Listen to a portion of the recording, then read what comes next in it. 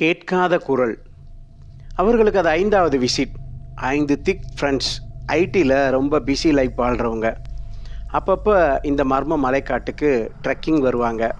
விஜி, மிதுன், சோபன், ரித்தி, அப்புறம் ரமேஷ். வேறு வேறு மாநில ஆளுங்களாக இருந்தாலும் எல்லாருடைய தாட்ஸும் ஒரே நேர்கோட்டில் இருக்கிறதால எப்போவுமே ஒரே ஜாலி கும்மாளமாகவே இருக்கும். இவங்க மீட்டிங்ஸ், ட்ரெக்கிங்ஸ், இவங்க எல்லாத்துக்கும் ஒரே ஒரு விஷயம் ரொம்ப பிடிக்கும். அது மர்மம். எங்கேயாவது ஏதாவது பேய் வீடு இருக்குது, ஆளுங்க போக பயப்படுற பேய் பங்களா இருக்குது, ஒரு குறி சொல்கிற கொடூரமான மந்திரவாதி இருக்கான், அந்த குடுகுடுப்பக்காரன் ராத்திரி பூரா சுடுகாட்டில் உட்காந்து ஏதெல்லாம் பூஜையெல்லாம் பண்ணுறான், இப்படி ஏதாவது கேள்விப்பட்டாங்கன்னா அடுத்த வீக்கெண்டு அங்கே தான் போய் நிற்பாங்க. ஒரு த்ரில்லிங்கோட அந்த ஹாலிடேஸை என்ஜாய் பண்ணிவிட்டு ஒரு திருப்திகரமான ஃபீலிங்கோட அடுத்த டார்கெட்டை அச்சீவ் பண்ண போயிடுவாங்க. இப்படித்தான் 2 மாதத்துக்கு முந்தி இந்த மர்மக்காட்டுக்கு ஒரு விஷயம் கேள்விப்பட்டு ட்ரெக்கிங் வந்தாங்க. அதாவது காட்டுக்குள்ளே சுற்றிக்கிட்டு இருக்கும்போது எப்போவாவது சில நேரம் ஒரு வித்தியாசமான குரல் கேட்குதாம். அது இதுவரைக்கும் உலகத்தில் யாருமே கேட்காத குரலாம்.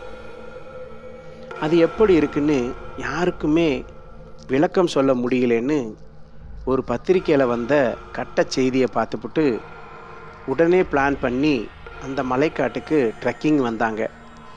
ஆனால் கடந்த 4 ட்ரிப்பாக அப்படி எந்த ஒரு சத்தமும் அவங்க காதை அடையலை. எப்படியாவது இன்னும் ஒரு ட்ரிப்பு வருவோம், ட்ரை பண்ணுவோம், இப்போ முடியலைன்னா இனி இந்த ட்ரிப் வேண்டாம், வேறு எங்கேயாவது போவோம், ஓகே என்று கூடி பேசி முடிவெடுத்திருந்தனர். அவங்க படித்திருந்த பேப்பர் கட்டிங்கில் மேலே எழுதப்பட்டிருந்த ஒவ்வொரு அமாவாசையிலும் என்ற செய்தி மட்டும் அவர்கள் கண்ணில் படாமல் எப்போதோ கிழிந்து போயிருந்தது. அன்று காலை ஆரம்பித்து அடுத்த நாள் காலை வரை ட்ரெக்கிங். நடுநடுவே உணவு, இடைவேளை, அப்புறம் இரவில் தூங்க டென்ட் என்று எல்லாம் எடுத்துக்கொண்டு அவர்களது ட்ரெக்கிங் மலைக்காட்டின் ஒரு பகுதியில் தொடங்கியது. மிகுந்த அடர்ந்த மரங்கள் நிரம்பிய காடு என்பதால் ட்ரெக்கிங்கிற்கு எந்த பர்மிஷனும் இல்லைதான். இவர்கள் யார் யாரையோ பார்த்து ஏதேதோ கொடுத்து ட்ரெக்கிங்கிற்கு வந்திருந்தனர். இதில் முன்னே மிதுன், சோபன் நடக்க, நடுவில் விஜியும் ரித்தியும் நடக்க, பின்னே ரமேஷ் நடப்பது என பிளான் போட்டு அவர்களது ட்ரெக்கிங் மெல்ல மெல்ல முன்னேற தொடங்கியது. அதனை முதன்முறையாக 1000 கண்கள் பார்த்து கொண்டிருந்தது அவர்களுக்கு தெரியவில்லை. ஒரு அரை மணி நேரம் ஆகியிருக்கும். முன்னமே காடு சூரியன் பட்டும் படாமல் அவ்வளவு இருட்டாயிருக்கும். அப்போது சட்டென இன்னும் இருள் சூழ்வதாய் உணரப்பட்டது. விஜி, என்ன ரித்தி, திடீர்னு இருட்டாயிடுச்சு? அதான் மிதுன்டா, பவர்ஃபுல் டார்ச் இருக்குல்ல, அப்புறம் என்ன? அதுக்கு இல்லை, எப்போவுமே பகலில் இப்படி இருட்டாகாதே, அதான் ஏதாவது மேகம் சூரியனை மறைச்சிருக்கும். கொஞ்ச நேரம் வெயிட் பண்ணு, எல்லாம் சரியாயிடும் பாரு. ஆனால் அடுத்த அரை மணி நேரத்திற்கு எந்த மாறுதலும் இல்லை. அதே கும்மிருட்டு. அப்போதுதான் அந்த சத்தம் கேட்டது. 10 கால்களும் சட்டென நின்றன. 10 காதுகளும் அச்சத்தம் அந்த திசையில் கூர்மைப்படுத்தி கொண்டு கேட்க முயற்சித்தன. குரல் மனிதனுடையதாக படவில்லை. பறவை, விலங்கு குரல் போல் இல்லை. மெல்ல மெல்ல குரல் வரும் திசை நோக்கி நடக்க ஆரம்பித்திருந்தனர். மிதின் முன்னெச்சரிக்கையாக டார்ச்சை அணைத்து வைத்தான். ஐவரும் கைகளை பிடித்தபடி முன்னேறி சென்றனர். மெல்லிய ஒரு வெளிச்சம் அங்கே தொலைவில் தென்பட்டது. என்னவாக இருக்கும்? செய்கைகளிலேயே பேசியபடி முன்னேறி சென்றனர்.